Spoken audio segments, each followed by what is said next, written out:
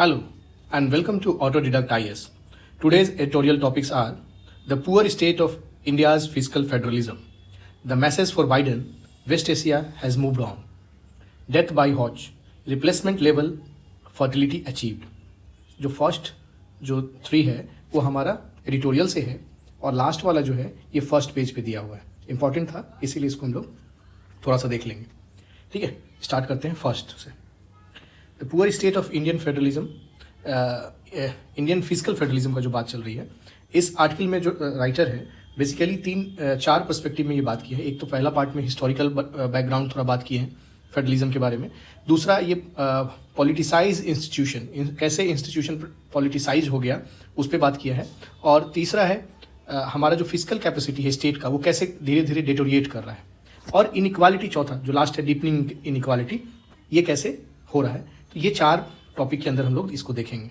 Start करते हैं historical में. बात करते हैं कि जब कॉन्स्टिट्यूशन असेंबली में बात चल रही थी तो बी राव अम्बेडकर इस बात को रखे थे कि आप पॉलिटिकल इक्वालिटी दे रहे हो और अगर सोशल इकोनॉमिक जो में अगर इनइक्वालिटी रहेगा तो वो आपके पॉलिटिकल डेमोक्रेसी के लिए हानिकारक हो सकता है लॉन्ग रन में. ठीक है, इसके काउंटर में जवाहरलाल नेहरू का क्या था, मानना था कि हाँ कि जो हमारा इनइक्वालिटी है, सोशियो इकोनॉमिक इक्वालिटी है, उसको हम लोग प्लानिंग प्रोसेस के थ्रू एड्रेस कर लेंगे. ठीक है, और इस प्लानिंग प्रोसेस को सही तरीका से अचीव करने के लिए ये जो आपका कुछ डिग्री ऑफ सेंट्रलाइजेशन होना जरूरी है फिजिकल पावर के में, तभी हम जाकर सोशियो इकोनॉमिक और रीजनल डिस्पैरिटी को हम लोग ओवरकम कर सकते हैं. ठीक है, तो नेहरू जी का मानना था कि हमारा सेंट्रलाइजेशन फिजिकल पावर हेल्पफुल करेगा हमारा जो सोशियो इकोनॉमिक जो इनइक्वालिटी है उसको रिमूव करने में. ठीक है, तो एक तरह से आप देखोगे कि हमारा जो कॉन्स्टिट्यूशन है उसमें एसिमेट्रिक फेडरलिज्म पहले से ही मौजूद है. ठीक है, इसी में ये देखने को मिला कि पहले से तो था लेकिन ये और ज़्यादा एक्सेलरेट हो गया 2014 के बाद. ठीक है, इसमें देखने को मिला कि अब जो यूनियन गवर्नमेंट है वो ज़्यादा एक्सट्रैक्ट कर रही है अपने पास, इनेबलर के तौर पे काम नहीं कर रही. ठीक है, इसको प्रूव करने के लिए कि आप देख सकते हो कि स्टेट अपना जो रेवेन्यू जनरेशन का जो कैपेसिटी है वो लॉस कर गया जीएसटी फॉर्मेशन के बाद. ठीक है, आए दिन न्यूज़ में रहता है. और दूसरा है कि जो पैटर्न, जो एक्सपेंडिचर का पैटर्न था, स्टेट कैसे खर्चा करेगा अपना पैसा, उसको वो भी डिस्टॉर्ट हो गया. बेसिकली ये यहाँ पे जो बात किया गया है इसको लिंक किया गया है सेंट्रल स्पॉन्सर स्कीम के से रिलेटेड कि भाई सेंट्रल इतना स्कीम बना दे रही है कि जो पैसा है स्टेट गवर्नमेंट को उसमें खर्च करना पड़ता है. आपको पता होगा सेंट्रल सेक्टर और सेंट्रल स्पॉन्सर स्कीम में क्या अंतर है. अभी थोड़ा सा हम लोग बात कर देते हैं. अगर ये सेंट्रल स्पॉन्सर है मतलब इसमें सेंटर कुछ पैसा देगा और स्टेट कुछ पैसा देगा. मान लो 90 और 10 दिया तो ये बेसिकली आपका जो हिली एरिया जो होता है उसमें होता है. किसी में ऐसा हो सकता है कि 60 और 40 दिया. ठीक है, किसी में ऐसा हो सकता है कि कोई में 50-50 देगा. तो ये जो है स्टेट का शेयर होता है. ठीक है, और डिफरेंट स्टेट के लिए डिफरेंट ये शेयर का वैल्यू रखा जाता है. तो यही बात इसमें बोल रहे हैं कि ये आप जो सेंट्रल स्पॉन्सर स्कीम इतना सारा हो गया है जिसके कारण कि जो आपका स्टेट है उसको ज़्यादा पैसा उधर डाइवर्ट करना पड़ जा रहा है. ठीक है, तो ये एक इशू यहाँ पे बात की. तो इसमें यही है. फिर उसके बाद जो बात कर अच्छा हाँ यहाँ पे 2 क्वेश्चन रेज करता है राइटर कि बताइए अगर सेंट्रल स्पॉन्सर स्कीम है तो जो जैसे 2 क्वेश्चन हम लोग पढ़ ही देते हैं. Why should there be a central sector scheme on item that is in the state list. State list में कोई अगर आइटम है तो सेंट्रल सेक्टर स्कीम क्यों रहेगा, वो स्टेट खुद से बनाएगा अपना. और दूसरा कि जो अगर central why should the state share the expenditure of scheme on union list. मान लो कोई यूनियन लिस्ट में है और जो स्टेट है सेंटर जो है वो लॉ बना रही है. अगर सेंट्रल स्पॉन्सर रहेगा तो स्टेट को तो फॉलो करना पड़ेगा और ये है आपका क्या यूनियन लिस्ट में. तो यूनियन लिस्ट में स्टेट क्यों शेयर करे, पहला एक दूसरा क्वेश्चन इसका ये है. और सेंट्रल स्पॉन्सर स्कीम जो है स्टेट लिस्ट पे क्यों बना रहा है, वो बनाए अपना यूनियन लिस्ट पे और वो खर्चा वो करे. स्टेट लिस्ट पे हम बनाएंगे और हम स्टेट अपना खुद बनाए और अपना खुद खर्चा करे. ये क्वेश्चन यहाँ पे 2 क्वेश्चन रेज करता है और जेन्युइन क्वेश्चन भी है. ठीक है, ये 2 क्वेश्चन है अभी ये रेज हुआ यहाँ पे. दूसरा आप आइए इसमें कि अब ये पॉलिटिसाइज्ड इंस्टीट्यूशन का अगर हम लोग बात करते हैं तो फिजिकल जो ट्रांसफर पहले होता था तो दो पिलर हुआ करता था. एक तो आपका प्लानिंग कमीशन करता था और दूसरा आपका फिनांस कमीशन. 2014 के बाद प्लानिंग कमीशन को हटा दिया गया. फिनांस कमीशन अभी का मेजर जो रोल प्ले करता है कि पैसा ट्रांसफर करने का वो आपका फिनांस कमीशन का ही होता है. और ये 2014 के बाद देखने को मिला कि ये पॉलिटिसाइज्ड हो गया है. ठीक है, और ये बायस दिखाता है यूनियन गवर्नमेंट के तरफ. ठीक है, तो यहाँ पे यही एक और बात जो राइटर कर रहे हैं कि जो हमारा फाउंडिंग फादर, जो हमारा जो कॉन्स्टिट्यूशन बना रहे थे, उनका जो मेन काम था सोशियो इकोनॉमिक इनइक्वालिटी को ख़त्म करना, वो लगता है कि अभी भुला दिया गया है। क्योंकि आज के एरा में तो political centralization and cultural nationalism में जो है वो आपका किससे होता है, today driven by fiscal policy. ठीक है, तो ये बता रहा है कि आप जो मेजर जो हमारे कॉन्स्टिट्यूशन मेकर थे, उसका जो मेन जो गोल था सोशल इकोनॉमिक इनइक्वालिटी को हटाने का, उससे लगता है हम लोग डाइवर्ट हो गए। ठीक है, इसी फेज में मतलब एक और है, इसमें एक एग्जांपल दिया गया है, अच्छा आपको नाम याद होना चाहिए कि एक है थे तमिलनाडु स्टेट, ये 1969 में ये गठन किया था, जस्टिस पीवी रामनर कमिटी बनाया गया था। ये बेसिकली अपने आप में पहला स्टेट गवर्नमेंट बनाई थी, अपने आप में ऐसा पहला कमेटी था जो स्टेट गवर्नमेंट बनाई थी, जो कि सेंट्रल स्टेट रिलेशन को देखने को देखता वो, और वो रिकमेंड किया था कि और ज़्यादा ट्रांसफ़र करिए, और जो पावर है रीजनल गवर्नमेंट के ऊपर, ठीक है ना, और ज़्यादा पैसा दीजिए और पावर को भी ट्रांसफ़र कीजिए जो रीजनल गवर्नमेंट है उसको।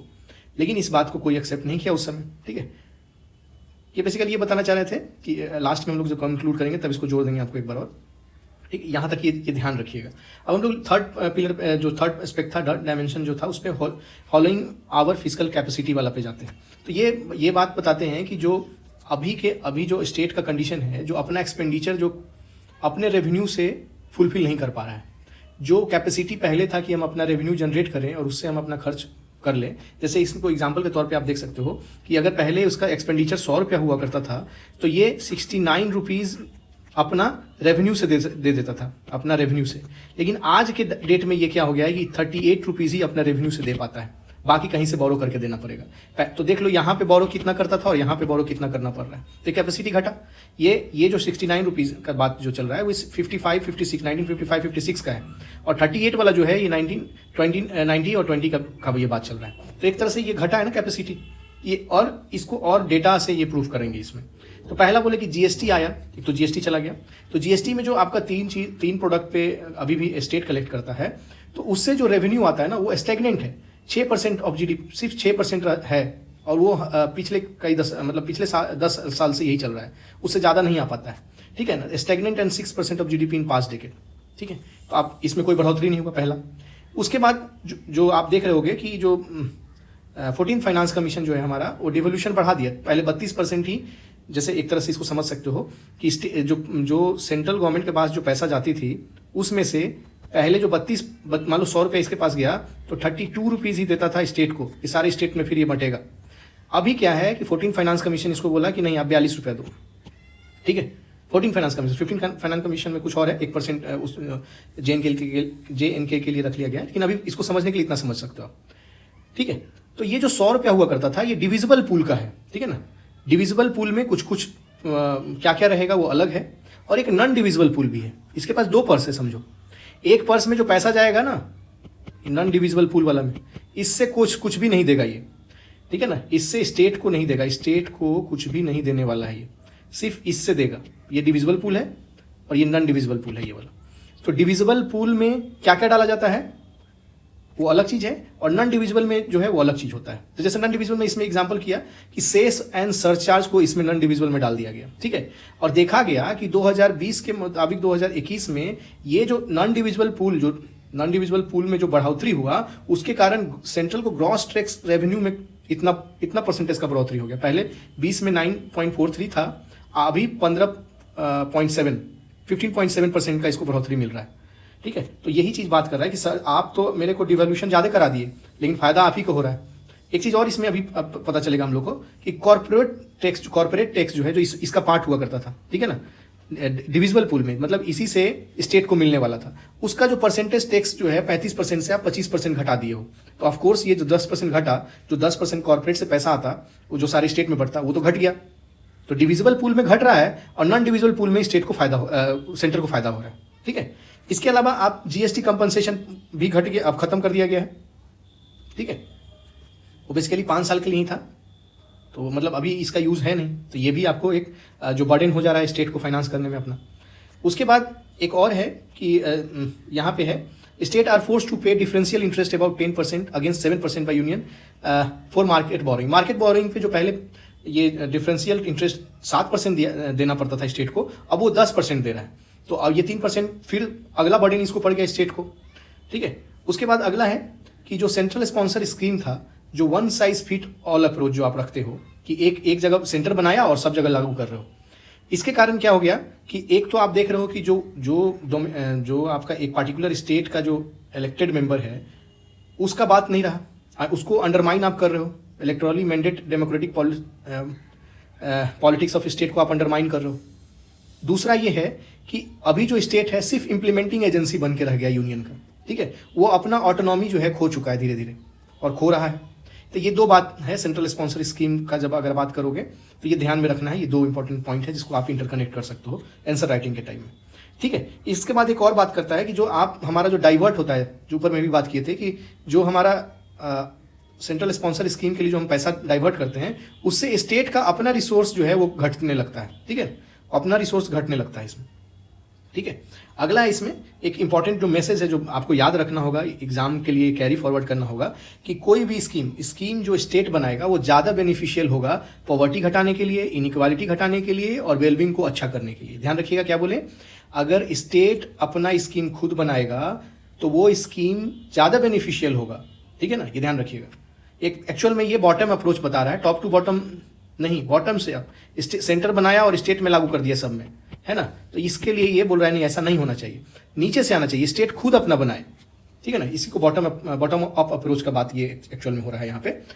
अगला हमारा जो हेडिंग था डीपनिंग इनइक्वालिटी, तो इसको भी प्रूव करने के लिए ये कुछ डेटा देते हैं। वर्ल्ड इनइक्वालिटी रिपोर्ट के हिसाब से अगर आप बात करो तो ratio of private wealth to national income increase, private आदमी का कितना पैसा वेल्थ बढ़ रहा है और नेशन का कितना बढ़ रहा है, इसका अगर आप देखोगे तो प्राइवेट आदमी का जो 1980 में अगर 290% बढ़ता था, तो आज के प्रेजेंट डे में 555, मतलब 2020 का ये डेटा है, 555% ज़्यादा है, ठीक है। प्राइवेट वेल्थ को फायदा हो रहा है और ये फास्टेस्ट इन द वर्ल्ड है, सबसे ज़्यादा प्राइवेट वेल्थ यहाँ बन रहा है। आप देख रहे हो कि गवर्नमेंट अब सारा चीज़ को क्या करने जा रही है, प्राइवेटाइजेशन करने जा रही है, इसको घाटा हो रहा है और प्राइवेट आदमी को फायदा हो रहा है। तो यहाँ पे ये चीज़ एक बताया। दूसरा ये है कि जो पुअर, एक तरह से आप पहले से भी पता होगा कि जो वेल्थ के हिसाब में देखोगे, वेल्थ के पर्सपेक्टिव में, तो टॉप 10 है 2/3 of the total wealth of the country. 10% जो ऊपर के आदमी हैं, 2/3 जो है वो आपका 2/3 वेल्थ जो है वो 10% आदमी के पास ही है, ठीक है। तो एक तो ये वर्ल्ड इनइक्वालिटी रिपोर्ट का ये डेटा दिए। दूसरा बता रहे हैं कि जो टैक्सेशन, जो रीच को टैक्स लगाना चाहिए था, वो उसमें हम लोग बहुत खराब, इंडिया बहुत खराब है इसका रिकॉर्ड। जैसे इसको देखने के लिए आप टैक्स टू जीडीपी रेशियो को अगर आप देखोगे, टैक्स टू जीडीपी रेशियो, तो इसमें आप देखोगे कि इंडिया जो है, जो अगर मान लो इंडिया को 100 रुपये आता है टैक्स से, तो इसमें 17 रुपया ही, सॉरी, इंडिया का जीडीपी अगर 100 रुपया का है, जीडीपी अगर 100 रुपया का है, तो 17 जो है वो आपका टैक्स वाला है, ठीक है, टैक्स वाला कलेक्शन है, 17% ही। इमर्जिंग इकोनॉमी में ये 21% है और OECD कंट्री में 34% है। और ये जो 17% है, one of the lowest in the world, पूरा लोएस्ट नहीं है लेकिन लोएस्ट कैटेगरी में ये भी आता है, ठीक है। इसके बाद एक और पॉइंट इसमें बात कर रहे हैं डीपनिंग ऑफ इनइक्वालिटी वाला ही में, कि India have been one of the lowest tax base, ठीक है ना। टैक्स बेस जो है आप, और हम लोग क्या करते हैं, एग्रेसिव इनडायरेक्ट टैक्सेशन सिस्टम लगाते हैं। मतलब आज हम लोग देखोगे तो हमारा जो इनडायरेक्ट टैक्स है, आज भी पूरा जो डायरेक्ट और इनडायरेक्ट टैक्स में अगर देखा जाए तो इनडायरेक्ट टैक्स से हमारा 56% आता है। अगर 100 रुपया पूरा टैक्स मिला के हो रहा है तो 56 रुपया आपका कहाँ से आ रहा है, 56 रुपीज जो है आपका इनडायरेक्ट टैक्स से आ रहा है, ठीक है ना। तो ये रिग्रेसिव एग्रेसिव है। एक होता है प्रोग्रेसिव टैक्सेशन सिस्टम, एक होता है रिग्रेसिव। इसका अगर आप फिगर देखोगे तो इस तरह से फिगर बनता है। एक में होता है कि एक में इस तरह से होता है टैक्सेशन और एक में होता है इस तरह से टैक्सेशन, ठीक है। कि जैसे जैसे आपका ये वेल्थ बढ़ेगा, टैक्स सिस्टम आपका, टैक्सेशन जो है, यहाँ टैक्स है, ये टैक्स होता है और यहाँ पे इनकम होता है, तो ये प्रोग्रेसिव है। लेकिन हमारे यहाँ पे ये जो एग्रेसिव वाला जो बात होता है कि जैसे जैसे आपका ये इस पे टैक्स बढ़ रहा है, मतलब आपका इनकम बढ़ रहा है, तो टैक्स हमारा घटते जाएगा। तो यही ये बात कर रहा है कि आप जो टैक्सेशन है एग्रेसिव लगाए हुए हो, और उसको प्रूव करने के लिए डाटा दिया गया है कि आप 56% जो टोटल टैक्स है हमारा इनडायरेक्ट टैक्स से आता है, ठीक है। ये डेटा आप अपने याद रखिएगा, ये इंपॉर्टेंट डेटा है, ठीक है ना, इंपॉर्टेंट डेटा है। ऐसे ये जितना भी डेटा है वो आप अपने कॉपी में डाल लीजिएगा, ठीक है। तो ये है overall, India has failed to tax its property class, वही बात है, ऊपर वाला ही बात है। तो ये एक तरह से आपका पहला जो टॉपिक है इसमें इतना है। और बहुत इंपॉर्टेंट टॉपिक है, खास कर जो आपका पेपर 3 के लिए इंपॉर्टेंट है, तो कोशिश कीजिएगा इसमें जो डेटा है, इंपॉर्टेंट डेटा है, उसको अपने डेटा बुक या डेटा कॉपी जो बनाए है उसमें डाल लीजिए। अगला हम लोग चलते हैं, the message of Biden, the message for Biden, West Asia has moved on. तो देखिए ये 2-3 दिन से आ रहा है, ये इस पे 2-3 दिन से ये न्यूज़ आ रहा है। तो बेसिकली इस पे क्रिटिक्स बहुत सारा चल रहा था। जो बाइडन का विजिट को बहुत सारा बोल रहा है कि अब इससे नीचे कितना गिरोगे, है ना, अमेरिका के लिए अच्छा नहीं है, ऐसा ऐसा मतलब क्रिटिक्स आ रहा है। तो उसमें बाइडन जवाब दिए कि भाई जो सऊदी अरेबिया है, बेसिकली आप अगर पिछला वीडियो फॉलो कर रहे होगे तो आपको कहानी समझ में आ रहा होगा कि बात किस चीज़ का हो रहा है। तो बाइडन का कहना है कि सऊदी अरेबिया से हमारा जो हम चाह रहे हैं रिलेशन बढ़ाने के लिए, क्योंकि सऊदी अरेबिया बहुत मेजर रोल प्ले कर रहा है वेस्ट एशिया में। कारण ये बताया कि एक तो ऑयल मार्केट के स्टेबिलिटी में वो उसका रोल अच्छा रहेगा, ठीक है ना, ऑयल मार्केट वाला में। गल्फ कॉपरेशन में प्रमोट करेगा, यूनिटी को प्रमोट करेगा। पीस इन यमन, इस पर राजी भी हो चुका है, हम लोग कल देख लिए थे। रसिया और चाइना को काउंटर करने के लिए आएगा, ठीक है। तो ये इतना सारा चीज़ पे उसको ये इनका काउंटर था कि ये हेल्पफुल है, इसीलिए हम लोग उसको चाह रहे हैं अपने तरफ आने के लिए। काउंटर क्यों कर रहे हैं कि पहले ये सऊदी अरेबिया को आइसोलेट करना चाह रहे थे, जो आपका जर्नलिस्ट का जो डेथ हुआ था उसके बाद से, कालबुर्गी का, तो लेकिन अभी चेंज हो गया है, ठीक है ना, वो पर्सपेक्टिव से ये बात चल रही है। इसमें बाइडन का इमीडिएट कंसर्न अगर आप देखोगे इनका विजिट का, तो पहला था कि जो सऊदी अरेबिया और गल्फ कॉपरेशन काउंसिल जो है उसको मनाना कि भाई आप अपना जो ऑयल प्रोडक्शन है उसको बढ़ाइए, ठीक है। और दूसरा जो है कि रसिया का जो ओपेक प्लस में जो इन्फ्लुएंस हो रहा है अपने ग्रुप ओपेक में, जो उसका इन्फ्लुएंस है उसको कम करना, कि प्रोडक्शन जो ग्रुप में वो वादा कर सकता है। Break their affiliation with the OPEC where their partner Russia is managing the group production, ठीक है ना। तो एक्चुअल में ऑयल का ही बात है कि ऑयल के लिए वो लोग वहाँ पे एनर्जी के लिए ही जा रहे हैं। तो इसमें बेसिकली एक देख सकते हो कि अगर प्रोडक्शन घटता है, क्यों कंसर्न है, तो ऑयल प्राइस बढ़ जाएगा और इन्फ्लेशन फिर बढ़ेगा। अभी आप जानते हो कि 40 साल का सबसे ज़्यादा इन्फ्लेशन अभी देख रहा है रशिया, और अगर इन्फ्लेशन होगा तो आने वाले नवंबर में इसका वहाँ पे मिड टर्म इलेक्शन है, तो डिफीट का उनको डर। तो यहाँ राइटर ये दो चीज़ में कंपेयर करते हैं कि डिफीट का डर या मोरल प्रिंसिपल। तो ये डिफीट का डर यहाँ पे जीत रहा है, क्योंकि वो मोरल प्रिंसिपल का जो बात है वो दिख नहीं रहा है कहीं पे इनका, ठीक है ना।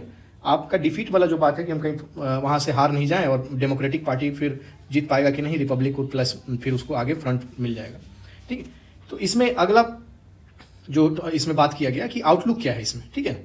तो इसमें ये बताया गया कि एक तो आप देख सकोगे कि यूएस जो है अपना क्रेडिबिलिटी जो है वेस्ट एशिया में अब खो चुका है ना। रीजनल सिक्योरिटी प्रोवाइडर के तौर पे जो जाना जाता था, अब वो नहीं है, ठीक है। और इसके चलते आप वहाँ देखोगे कि बहुत मेजर शिफ्ट हो चुका है पॉलिटिकल लैंडस्केप में, बहुत ज़्यादा वहाँ फेरबदल हो चुका है। जैसे West Asia has been pursuing several diplomatic interaction with the neighbour. जैसे एग्जाम्पल के तौर पे देख लीजिए, जो ईरान अब जो पहले थ्रेट माना जाता था रीजन के लिए, अब वो थ्रेट नहीं माना जाता है रीजन के लिए, ठीक है ना, no longer viewed as a threat. UAE जो है अपना जो एम्बेसी वहाँ ईरान में खोलने का बात चल रहा है उसका। ईरान, जॉर्डन और इजिप्ट जो है वो रीजनल इकोनॉमिक पॉलिटिकल अलाइनमेंट बना चुका है। सऊदी अरेबिया भी ईरान से बात करना स्टार्ट कर चुका है, और ये मान चुका है कि इम्पॉर्टेंट है, accepted the need to improve the tie with Islamic republic, इस चीज़ को भी एक्सेप्ट कर चुका है। फिर उसके बाद अरब स्टेट जो है इजराइल को इंटीग्रल पार्ट मान चुका है मिडिल ईस्ट का, लेकिन इसमें कुछ कंडीशन डाला है जो कि फलस्तीन से रिलेटेड है। फलस्तीन में जो आप देखते हो इजराइल फलस्तीन 2 नेशन थ्योरी का जो बात चलता है, वो वाला पे ये लोग कुछ कंडीशन डाला है कि पहले ये करोगे तभी हम आपको रिकॉग्नाइज, या तभी हम पीस वार्ता पे हम लोग जाएंगे, ठीक है। तो यहाँ पे आपको ये देखने को मिल रहा है, और ये भी देखने को मिल रहा है कि रीजनल स्टेट जो है एक तरह से सारे रीजनल जो है वहाँ के वेस्ट एशिया के, वो आपका क्लोज पॉलिटिकल और इकोनॉमिक टाई बना चुके हैं रसिया और चाइना से। ये बहुत इंपॉर्टेंट है, ठीक है। तो तभी तो आप देख सकोगे कि यूएस का कैसे जो आपका क्रेडिबिलिटी है घट रहा है, ठीक है। देखिए एक चीज़ और बताया है कि ये डाउट नहीं है कि रसिया यूएस से आज भी वेपन वगैरह खरीदेगा, ठीक है, यूएस से, लेकिन ये चीज़ जो है अरब रीजन जान चुका है कि रीजन में सिक्योरिटी जो है ये अब प्रोवाइड नहीं कर पाएगा, और वो अपना जो रिलेशन है रसिया और चाइना से खराब नहीं करना चाहते हैं, ठीक है। तो ये दो चीज़ है जो आपको ध्यान में रखना होगा। इसमें एक चीज़ और है कि फिर से हमारा जो मिडिल ईस्ट का जो हमारा रिलेशन है उसको और स्ट्रॉन्ग करेंगे, ठीक है। उसमें ये एग्जांपल दिया गया कि जैसे यूएस यूरोप जो है अलायंस बना लिया है काउंटर रसिया करने के लिए, वैसे ही हम लोग यूएस और वेस्ट एशिया का अलायंस बनाएंगे रसिया और चाइना को काउंटर करने के लिए, ठीक है। इसको ये चीज़ कैसे दिखता है, ये चीज़ की ऐसा यूएस ये चाह रहा है कि ये काम करेगा, रसिया के उसको मिलाकर रसिया के और चाइना के अगेंस्ट में यूज करेगा। तो यहाँ जो जो बाइडन बोलते हैं, US will not walk away from the region and leave a vacuum to be filled by China and Russia और ईरान। एक तो ये बात बोले, और एक और वहां पे आपको देखने को मिलेगा कि जेरूसलम डिक्लेरेशन भी है, जहां पे वो उस डिक्लेरेशन में ये भी है कि ईरान को हम किसी भी हालत में न्यूक्लियर वेपन नहीं बनाने देंगे। ये इजराइल के साथ है जेरूसलम डिक्लेरेशन, ठीक है। तो ये दो चीज है जो ये दिखाता है कि जो फिर से अपना जो लीडरशिप मिडिल ईस्ट में है उसको रिवाइव करने का कोशिश कर रहा है यूएसए, ठीक है। तो ये इंपॉर्टेंट है, एक तो ये पॉइंट ध्यान रखना, ये कैसे कैसे ये सब, ये वाला पॉइंट जो है इंपॉर्टेंट है, आपको ध्यान रखना चाहिए। बाकी तो सारा चीज पहले से भी बात चल रहा है, ठीक है। तो इसमें इतना ही है, आगे हम लोग बढ़ते हैं अगला टॉपिक पे, ठीक है। एक देखिए छोटा टॉपिक है डेथ बाई होज। ये आप न्यूज़ में सुने होंगे कि 24 आदमी जो डेथ कर गया है गुजरात में दारू पीने से, और उस पर फिर बीजेपी और आप गवर्नमेंट एक दूसरे को ब्लेम गेम वाला स्टार्ट हो गया, क्योंकि वहाँ इलेक्शन होने वाला है, ठीक है। तो इसी में ये बात चल रहा है कि क्या कहाँ तक सही है मोरल। एक चीज़ यहाँ पे है मोरल, यहाँ पे है मोरल अपील वर्सेस प्रैक्टिकल, ठीक है ना। तो भाई मोरली तो जरूरी है कि ये अल्कोहल नहीं होना चाहिए, लेकिन प्रैक्टिकली पॉसिबल नहीं दिखता है। ऐसा ही भी बिहार में भी देखने को मिला है। ऐसे 4 स्टेट है जहां पे ये बंद किया है अकॉर्डिंग टू दिस आर्टिकल। और एक चीज ये भी ध्यान रखिएगा, ये हमारा डीपीएसपी में ये गिवन है, ठीक है ना, ठीक है ना, कि though prohibition is listed among the DPSP in the constitution, no state has been able to achieve it with, ठीक है ना। अभी तक ग्लोबली भी और रीजनली भी पूरे तरीका से सही तरीका से अल्कोहल को बंद करने में सक्षम कोई भी नहीं रहा है, ठीक है। इसी में एक चीज और बात किया गया है कि कॉन्स्टिट्यूशनल वैलिडिटी का इस पे बात चल रहा है, कैसे जो गुजरात का जो लॉ है वो मिसयूज किया जाता है पुलिस के द्वारा, ठीक है ना। एक तो अभी हाल फिलहाल में एक इसमें केस दिया था कि पॉलिटिकल क्या यहाँ गया था वो, at least in the case of Gujarat, इसमें एक दिया हुआ था कि मिसयूज करते हैं वहाँ के जो पुलिस है, वो रेंट कलेक्शन हो सकता है, ठीक है ना। तो ये चीज़ है कि मिसयूज ऑफ पावर बाय जो पुलिस है वो एक कंसर्न है ये वाले लॉ में, गुजरात प्रोहिबिशन एक्ट 1949 वाला में, ठीक है। तो इसमें और कुछ है नहीं, इसमें और कुछ ज़्यादा है नहीं। अगला हमारा जो टॉपिक है रिप्लेसमेंट लेवल फर्टिलिटी अचीव। देखिए 2.1, ये रिप्लेसमेंट लेवल का मतलब है कि मदर फादर, अब ये दो है, एक कपल है तो इससे 2 ही बच्चा हो, है ना, 1 फर्स्ट सेकेंड। तो ये एक्चुअल में ये जो 2 था उसको रिप्लेस कर दिया, तो आने वाले पॉपुलेशन जो होगा ये इस 2 को रिप्लेस करके यही 2 रहेगा ना, तो वही रिप्लेसमेंट लेवल बोला जाता है। 2.1 इसलिए बोला, अच्छा इस 2.1 का मतलब एक जो वुमेन कितना चाइल्ड बियर कर सकती है। 2.1 मतलब कोई मान लो डेथ कर गया, 3 भी हो सकता है किसी का 1 भी हो सकता है, तो उस कंसर्न में ये लिया जाता है। 2 बच्चे के हिसाब से ये देखा गया। तो ये इसमें बताया गया कि हम लोग 2.1 का जो रिप्लेसमेंट लेवल जो है वो हम लोग अचीव कर चुके हैं, ठीक है। और दूसरा है कि ये हमारा ये कारण बताया गया कि जो हम लोग इनिशिएटिव लिए हैं मॉडर्न कंट्रासेप्टिव जो है वो यूटिलाइज हो रहा है, वो एक हमारा मेजर रोल प्ले किया है ये चीज़ अचीव करने में। और इससे ये फायदा हो रहा है कि हमारा मटर्नल मोर्टेलिटी रेट और इन्फेंट मोर्टेलिटी रेट भी घटा है, ठीक है ना, क्योंकि गैप अगर रहेगा बच्चा में गैपिंग करने में भी इसमें सहायता हुआ है। तो एक बच्चे से दूसरे बच्चे में गैपिंग का भी यहाँ बात किया गया है कि वो उसको हम लोग फॉलो किए हैं, तो इससे ये अचीवमेंट मिला है। एक चीज़ और बात हुआ है जो मेजर है, इंपॉर्टेंट है, कि हम लोग जो शिफ्ट किए हैं, पहले पॉपुलेशन कंट्रोल पे बात करते थे, अब हम लोग पॉपुलेशन स्टेबलाइजेशन पे बात कर रहे हैं। तो हमारा जो कंसर्न है अब पॉपुलेशन कंट्रोल नहीं, पॉपुलेशन स्टेबलाइजेशन पे जा रहा है, ठीक है। तो ये इसमें है, ये आप डाल लीजिएगा अपने वो डेटा कॉपी में।